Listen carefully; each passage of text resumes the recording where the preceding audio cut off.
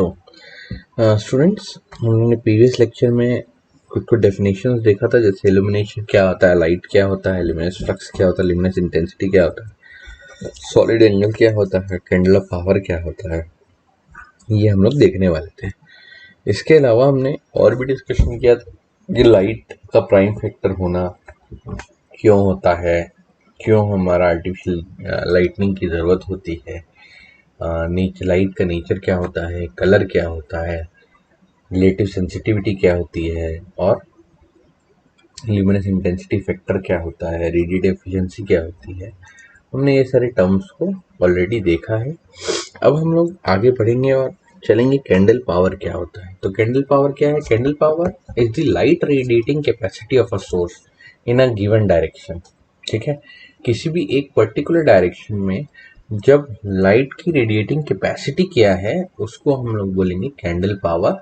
और अगर हम लोग को न्यूमेरिकली उसको समझना है तो वो है ये इसको ऐसे डिफाइन करते हैं, number of lumens given out by the source in a unit solid angle. एक यूनिट सॉलिड एंगल में किसी एक डायरेक्शन में कितना ल्यूमेंस हमने प्रोड्यूस किया है। ठीक है, कितना ल्यूमेन हमने प्रोड्यूस किया है, तो हम लोग उसको क्या बोलेंगे?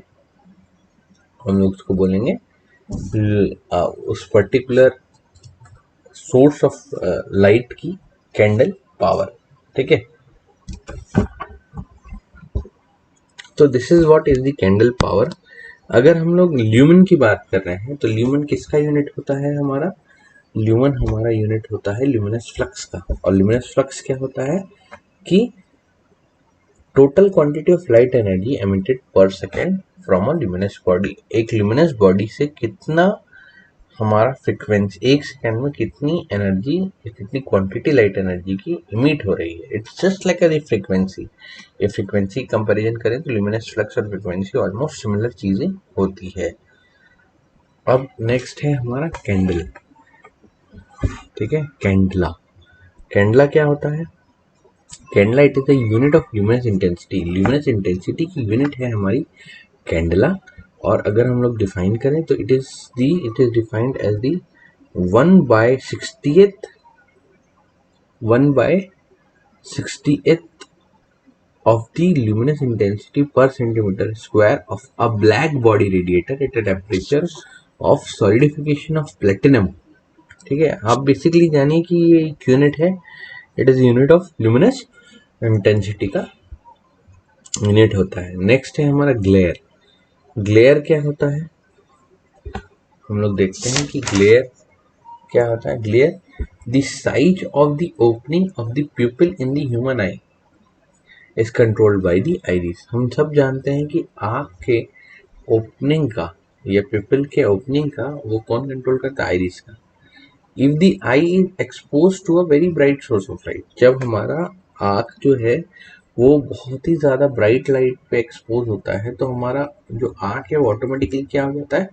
कॉन्ट्रैक्ट होना चालू होता है, ताकि जो अमाउंट ऑफ लाइट है वो हमारे रेटिना में कम पड़े और वो उससे हमारा आँख जो है वो डैमेज ना हो। ठीक है, अब तो जो इफेक्ट है, ठीक, दिस दिस रिड्यूसेस सेंसिटिविटी। और अगर इसके कारण से हमारी सेंसिटिविटी रिड्यूस होती है so that the other object within the field of vision can only be imperfectly seen.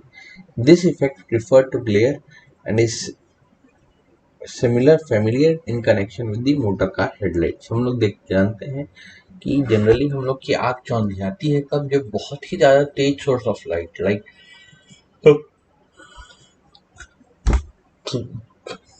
Car से ट्रैवल कर रहे होते हैं और अचानक से किसी आँख पे किसी कार की लाइट या बाइक की लाइट या बड़ी गाड़ी की लाइट हमारे आँख पर पड़ती है तो हमारे तो एक ग्लेयर वाली फीलिंग आती है। तो ग्लेयर को अगर हम डिफाइन करें तो it is defined as the brightness within the field of vision of such a character so as to cause annoyance, discomfort, interference with the vision और आई फैटिग। मतलब किसी प्रकार का हमारे आँखों में जब किसी भी प्रकार का अनोयंस प्रोड्यूस होता है, अनोयंस मतलब हमारे को डिस्कम्फर्ट होता है या इंटरफेरेंस क्रिएट होता है हमारे विजन ऑफ आई में, तो उस चीज को उस कैरेक्टरिस्टिक को या हम लोग बोलेंगे फील्ड, उस ब्राइटनेस को ही हम लोग क्या बोलेंगे, ग्लेयर कहेंगे। अब नेक्स्ट है हमारा कोफिशिएंट ऑफ यूटिलाइजेशन। तो कोफिशिएंट ऑफ यूटिलाइजेशन को ही हम लोग और क्या बोलते हैं, यूटिलाइजेशन फैक्टर भी कहते हैं। तो इसको अगर हम लोग डिफाइन करें तो it is defined as the ratio of total humans reaching the working plane upon total humans given out by the lab। मतलब कितना ह्यूमन हमारे वर्किंग प्लेन पे पहुंचा और कितना हमारा सोर्स के द्वारा इमिट किया गया। मतलब देखिए यूजफुल लुमिनस फ्लक्स बोल सकते हैं हम लोग upon total flux emitted by the source. ये सिमिलर है, इसको और भी लिख सकते हैं, total lumen reaching the working plane upon total lumen given out the lab. ठीक है, ये है हमारा यूटिलाइजेशन फैक्टर। नेक्स्ट है हमारा डेप्रिसिएशन फैक्टर। डेप्रिसिएशन फैक्टर क्या होता है? Depreciation factor is nothing but this is merely the inverse of the maintenance factor। ये क्या है? मेंटेनेंस फैक्टर जो होता है उसका इनवर्स होता है। और मेंटेनेंस फैक्टर क्या होता है? जो डर्ट का एक्यूमुलेशन होता है, डस्ट का, डर्ट का, स्मोक लैम्प और स्मोक ऑन द लैम्प्स, तो लैम्प्स पे तो वो लोग कम लाइट इमिट करते हैं जितना उनको इमिट करना होता है, जबकि वो जब न्यू होते हैं तो उस समय वो ज़्यादा इमिट करते हैं।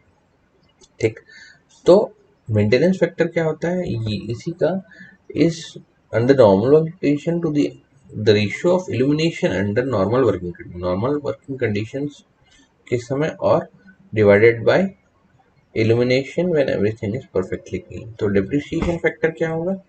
Maintain ratio initial metre candles to ultimate maintain metre candles on the working plane, it is value is more than unity. और इसकी वैल्यू हमेशा यूनिटी से ज़्यादा होगी। ठीक है, और ये मेंटेनेंस फैक्टर का डिप्रिसिएशन फैक्टर 1/1, मतलब इसका क्या होगा, वो जस्ट इसका रेसिप्रोकल होगा। अगर हम लोग बोले तो ये इनवर्स होगा बोलते हैं। नेक्स्ट हम लोग देखेंगे एब्जॉर्प्शन फैक्टर क्या होता है। एब्जॉर्प्शन फैक्टर क्या होता है? In these places where the atmosphere is full of smoke fumes such as foundries, there is possibility of absorption of light। जहाँ भी हमारा स्मोक बहुत ज़्यादा होता है वहाँ पर लाइट का एब्जॉर्प्शन एक बहुत ही बड़ा रोल प्ले करता है, और बहुत ज़्यादा जो लाइट एनर्जी है वो क्या हो जाती है, इन सब चीज़ों में एब्जॉर्ब हो जाती है। तो the ratio of total lumens available after absorption तो the total lumen emitted by the source of light is called absorption factor। Simple चीज कि कितना हमारा टोटल ल्यूमेंस जो है वो मिला अपॉन टोटल्स एमिटेड। ठीक है, after absorption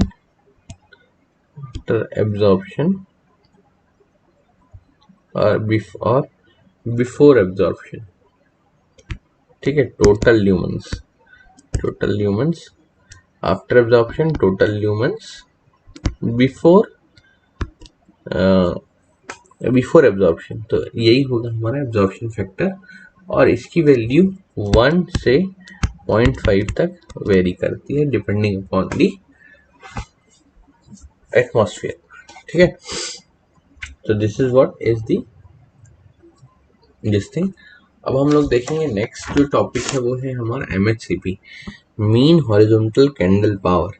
mean horizontal candle power, ये mean candle power it is defined as the mean candle power. ये क्या है? मीन कैंडल पावर है सारे डायरेक्शन में in the horizontal plane containing the source of light. Horizontal plane में जो हमारा क्या बोलते हैं कैंडल का पावर है, ठीक है, हॉरिजॉन्टल प्लेन में, उसी को हम लोग क्या बोलेंगे, मीन हॉरिजॉन्टल कैंडल पावर। और मीन स्फेरिकल कैंडल पावर क्या होगा? जब यही मीन कैंडल पावर सारे डायरेक्शन में सारे प्लेन्स में मिलेगा तो हम लोग उसको क्या बोलेंगे, mean spherical candle power MSCP।